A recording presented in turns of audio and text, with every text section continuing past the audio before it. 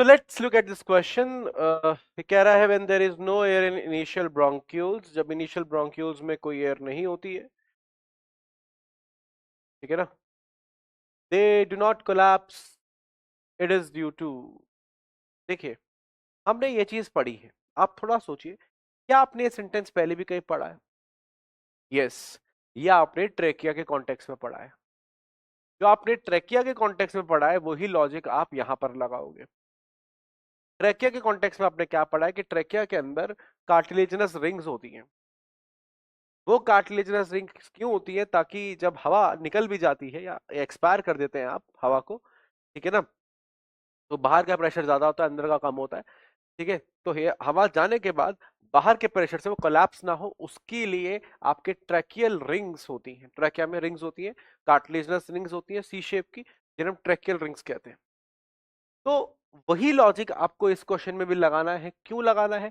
क्योंकि ये tracheal rings जो है ये लिमिटेड नहीं है ट्रैकिया में।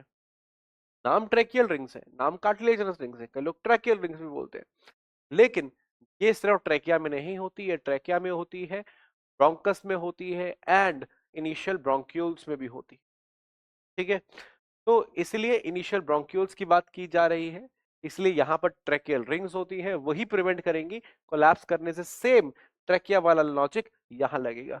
तो प्रेजेंस ऑफ लेसिथिन नहीं आएगा आंसर, क्योंकि लेसिथिन एक फॉस्फोलिपिड है जो प्रेजेंट होता है एल्वियोली में, जो एल्वियोली का सरफेस टेंशन कम करता है ताकि वो कोलैप्स ना करे एक्सपीरेशन के बाद। तो फंक्शन कुछ वैसा ही है, लेकिन एल्वियोली में होता है लेसिथिन का।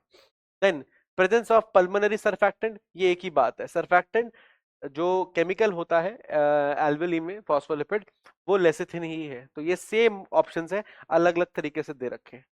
Then C option, presence of incomplete cartilaginous ring, ये बिल्कुल ठीक बात है, ठीक है, तो ये आपका सही हो जाएगा, ये स्टेटमेंट सही है। And D option, presence of mucus, बेटा प्रेजेंस ऑफ म्यूकस सही नहीं है, मतलब म्यूकस होता है ब्रोंक्यूल्स में, लेकिन उसका कोलैप्सिंग से कोई रिश्ता नहीं है। तो इस लिहाज से हमारा आंसर क्या हो जाता है? सी हो जाता है। आप वही कॉन्सेप्ट लगाओगे जो आपने ट्रेकिया के लिए लगाया है, ठीक है। तो कॉन्सेप्ट यूज क्या हुआ है? Basic physiology of respiration, basic physiology of breathing and exchange of gases. तो basic physiology and anatomy, and anatomy भी आप कह सकते हैं, ठीक है, क्योंकि आपने शुरू में जो बेसिक स्ट्रक्चर पढ़ा है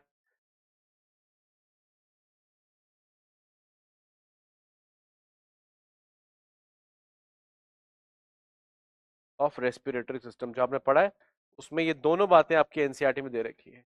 कौन सी बातें? ये बात कि कार्टिलेजिनस रिंग्स होती हैं, और दूसरी बात कि कार्टिलेजिनस रिंग्स ब्रोंक्यूल्स तक होती हैं। ये दो बात यहाँ पे लॉजिक लगेगा और आपका आंसर आ जाएगा। Answer is C, and concept used is basic anatomy and physiology of respiratory